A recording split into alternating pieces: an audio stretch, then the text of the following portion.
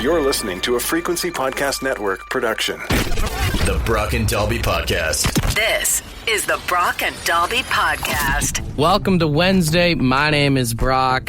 Sadly, Dalby's still out because he's sick, but something that is pretty damn sick is the Leafs. Won their division last night with a 4-0 win over the Buffalo Sabres. On top of that, that officially means the playoffs are set.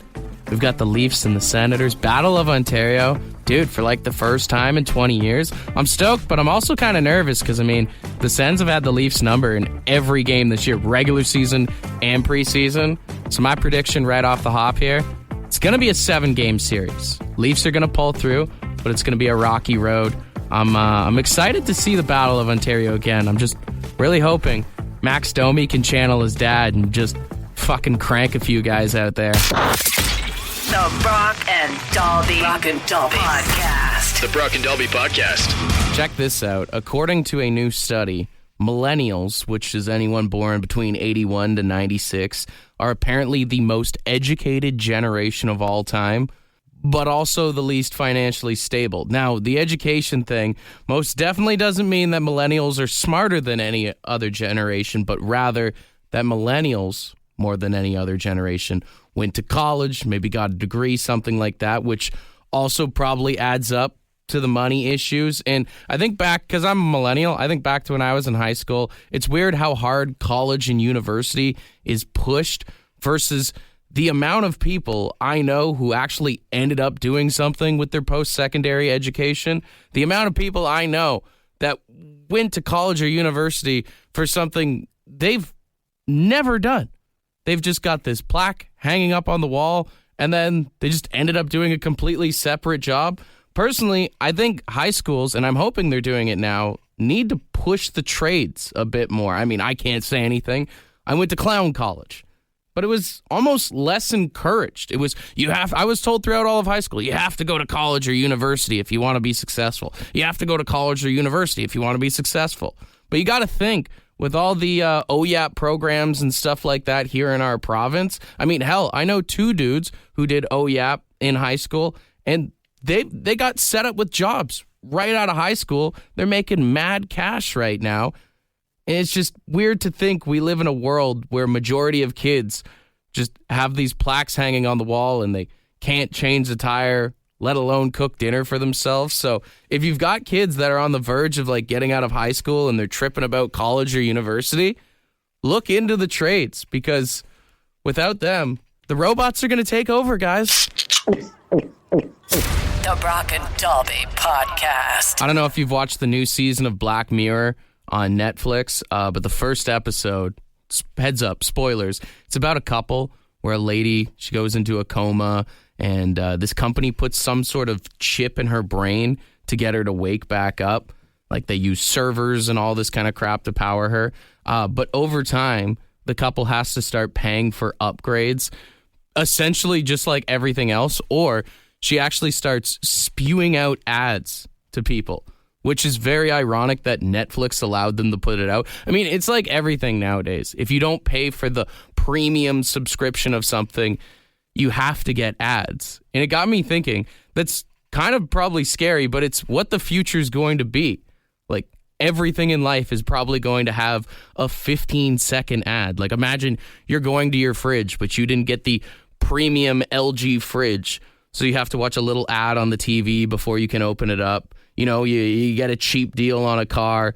You got to watch a quick sponsored ad before you can even reverse or something like that. Before you put gas in the car, or maybe you got to pay a little extra at the restaurant. That way your waiter will take your order and not read you advertisements. Imagine going into the bathroom and you're really prairie dogging, and then all of a sudden it's like you're waiting to skip the ad just so you can sit on the toilet, or you go to the strip club, you're trying to get a lapper, and all of a sudden she starts spewing ads to you unless you give her more money. The Brock and Dalby Podcast. What would be the funniest place to put some ads? I got this call. I think condom ads on diapers with a second ad right below it that says hindsight's 2020. Get your vision checked. I think you could even do the opposite. Put diaper ads rather on condoms, showing people what their future is. Or even in the future, you go to use a condom and you have to watch a 15-second ad before you can use it, showing what it's like to have a kid if you don't use it.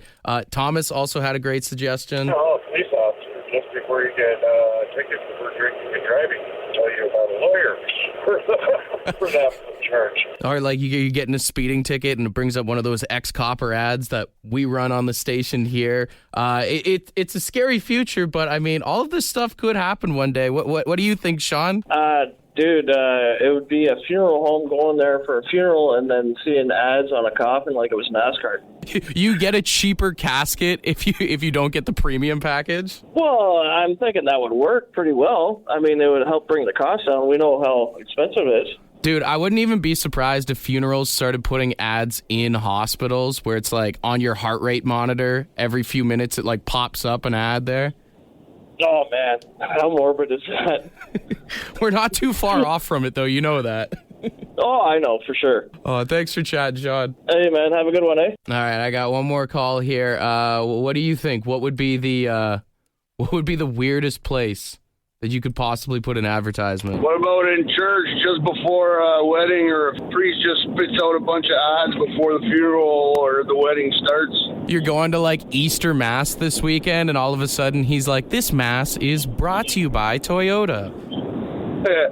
I could see that happening, man. Not enough people are pitching in the collection plates nowadays. What's the root of all evil? Money. Yeah, money. Money. This is the Brock and Dalby Podcast. What is the most polite way to tell someone that they stink? Because it's not this. Can you tell her to wear deodorant? It's smelling to wear deodorant. She's smelling really bad. That's a British tennis player, Harriet Dart, who went to the score judge and asked if she could tell her opponent to put on deodorant because she stinks, which, you know, I don't know if she was trying to be nice or if that's like the greatest chirp of all time, but to be honest with you, it is an awkward situation trying to tell someone that they stink because most people, they can't smell their own smell unless it's like that bad, right? I mean, I feel like you got to do that thing of like, man, what's that smell? Do you smell that? Or you got to smell yourself, you know what I mean? Go, is that me? And then go, no, you smell your pits, which usually will make them smell themselves. I mean, you can offer them cologne or a stick of deodorant or whatever, but I feel like if someone ever does that to you, that is the international sign that you stink. Nobody offers you cologne if you're already smelling good. It's kind of like if anyone ever offers you gum, I don't know if you've clued into this. If anyone offers you gum, you got some nasty-ass breath, my guy. I do feel like if it's a true friend, you have to tell them they stink. Real friends don't let other friends stink. I mean, unless you're smoking weed on your lunch break, it's pretty clutch keeping the stinky guy around. He masks your smell. The Brock and Dalby Podcast. The Brock and Dalby Podcast. I don't know if you've heard, the most Canadian thing happened as the Bloc Québécois and the NDP asked if they could reschedule debate in Quebec because the Habs are playing their final game of the season. Yeah, they wanted to move the date, but what ended up happening is everyone was able to meet in the middle. They were able to reschedule the time for the debate because the debate was supposed to start at 8. The Habs game starts at 7. So they just decided to move the debate to 6 p.m. That way it could finish up and everybody could watch the Habs games. And, you know, I don't care about your politics and I most definitely don't care about the Montreal Canadiens, but I literally schedule my life around Leafs games. Like, I can't go out for dinner on a Saturday if a place does not have a TV. This is the most Canadian thing I've ever heard in my life. I know people that have called in sick to work because they're going to a hockey game. You know, I'm actually surprised they even scheduled an election during playoff season because, you know, there's going to be some dudes that are going to be like, you know, I would have gone out and vote, but, you know, the game's tonight. We've literally done stuff crazier than this, like opening bars earlier to be able to watch the Olympics when they were in Russia or keeping them open later just to watch sports. It is the most Canadian thing of all time that I've ever seen, besides the time that a Canada Goose wouldn't let me pass her in the Tim Hortons drive-thru. The Brock and Dalby Podcast. What is the most Canadian thing you've ever seen? One deer was stuck inside the Tim Hortons, and another deer had its feet up trying to get into the drive-thru to get the other deer out or whatever. They got it out with Timbits. Still can't believe it happened. That is amazing. Have a good one, buddy. Yeah, you too, man. Luring anything out with Tim Hortons is my favorite thing of all time. We've got friend of the show, Jeremy, on the phone. What's the most Canadian thing you've ever seen, buddy? Dog riding on an ATV in the Tim Hortons drive-thru in Northern Ontario. You know what's funny is like so many of these stories that I'm getting are from people just seeing things in the Timmy's drive-thru. Absolutely. It's like I remember a couple of years ago on the internet there was a guy going through the Timmy's drive-thru in a Zamboni or something like that. Like, Yeah, that's right. Yeah, I remember that. Yep, absolutely. It's the best in the winter when you see folks in the snowmobiles and stuff too. For sure, yeah. And I just seen this like 2 weeks ago. I was right behind the guy getting my coffee in the morning. I'm like, sweet, this is so Canadian. You're like, friggin' A, bud, out for a rip, eh? That's right, give her, bud. Yeah. Thanks for chatting, buddy. Have a good one. All right, I got one more call here. We got Keith on the line. What's the most Canadian thing you've ever seen, bud? Hey, Brock. I live on a 4-lane street. Yeah. Well, one Sunday morning, here's all this commotion outside, and there's two cop cars there, turn their sirens on and off, and they're chasing a moose down down the road. And every time one would get too close, the moose would put the boots to the car, right? Or the hooves to it, I guess. But man, did it look funny. Oh, this is why we need that show to serve and protect to come back. The Brock and Dalby Podcast. Friend of the show, Jonathan, texted in the 762-555 and asked if I could play my Easter songs from a few years ago. If you never heard them, it's always bugged me that Christmas is the only holiday that gets its own music besides the Monster Mash for Halloween. So I figured we could do a little Brock and Dalby rewind. If you've never heard these before, here's some of my Easter songs I made.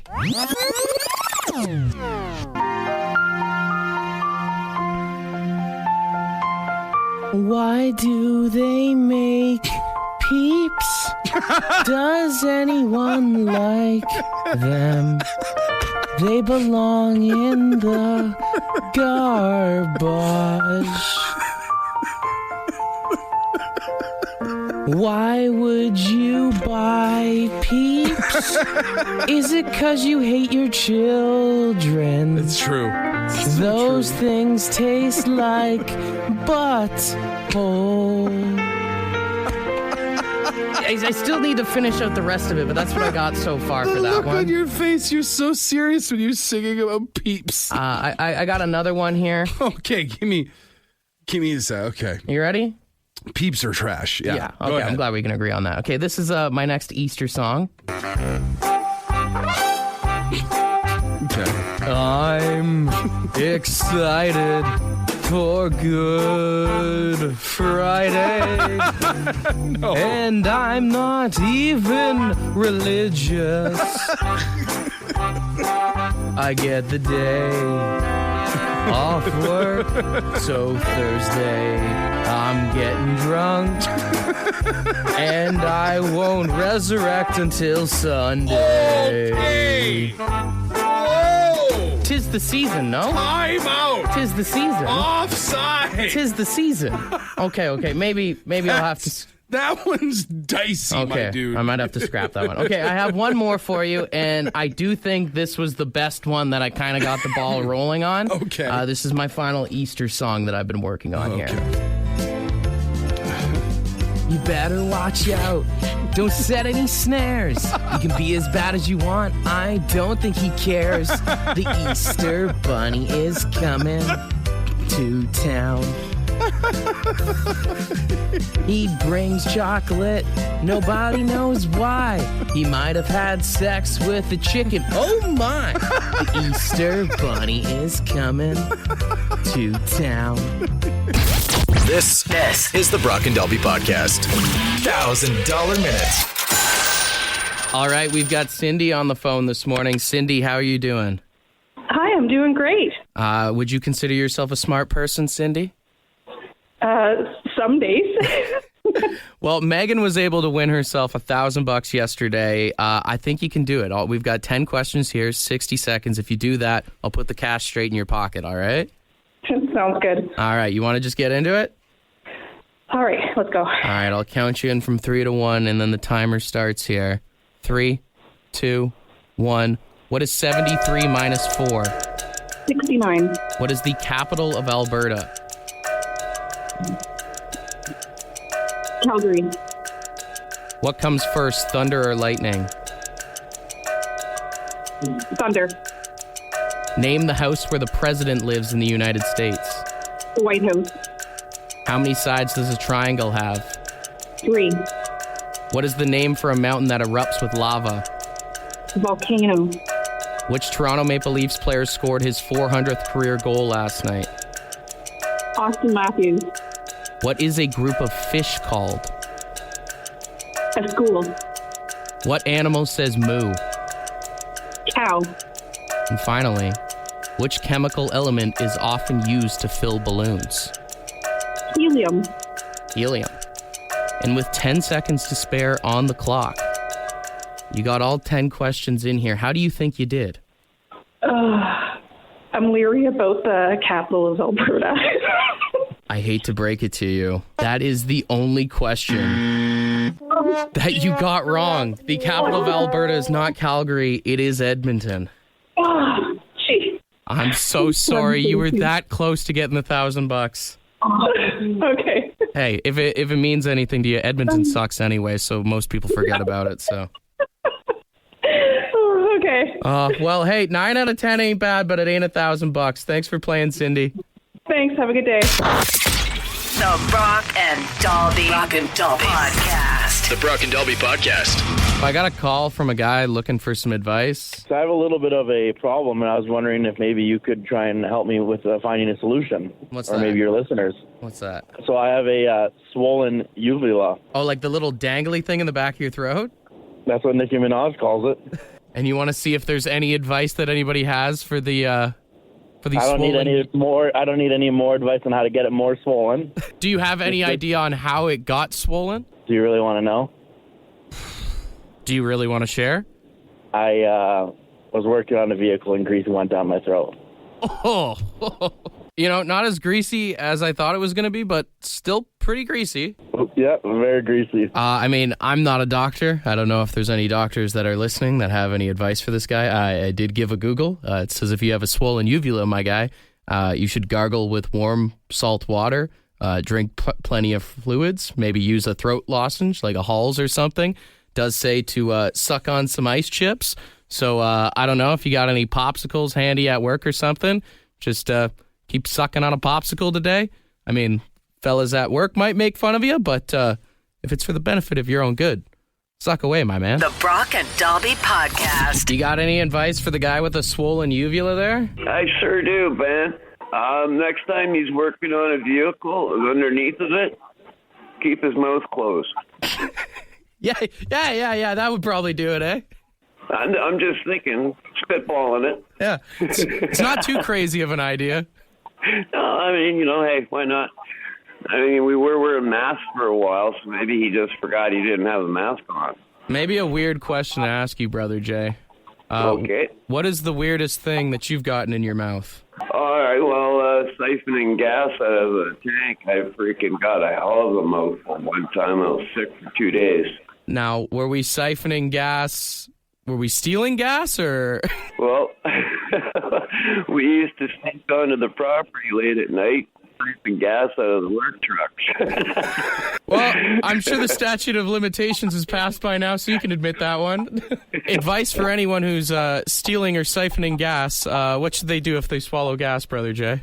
Oh, man, it is so hard to get that taste out of your mouth. I would say drink a shit ton of whiskey. Some gas with some more gas for you, yeah. Why not? This is the Brock and Dalby Podcast. Ed's word of the day. Let's see what he's got. Good morning. Today's word is stanch. Yep, stanch. S-T-A-N-C-H. Stanch. And it's steadfast in loyalty. That's getting harder to find, I think. But anyways, that just about does her. Have a great one. Cheers. Stanch. Great name for a dog, especially if it's a loyal dog. Yeah, for sure. I mean, like Ed said, it is hard to find people that are stanch these days. I will say this. With the playoffs on the horizon here, I need all you Leafs fans to be stanch. All right? Don't be flaky. If they lose a game or they're down in the series against the Sens there, we need to keep the faith. We need to keep the stanch. There's no hopping on and off the stanch wagon, all right? Keep it stanchy. Stanch, stanch, stanch. Use it wherever you can today, all right? Want to be a part of the podcast? Leave a message on the Bad Line. The Bad Line is the answering machine for the Brock and Dalby Show. To get the number, text the word BAD to 762-555. Thanks for listening to the Brock and Dalby podcast. This is your before and after story, where your first steps towards a new life-changing career begin. Southeastern College can take you there. We offer in-demand hybrid and online programs with hands-on training, led by in-field career professionals, and career services to put you on the path to a rewarding and fulfilling future. This is where your transformation begins. Southeastern College, your future is bright. Visit sec.edu to get started.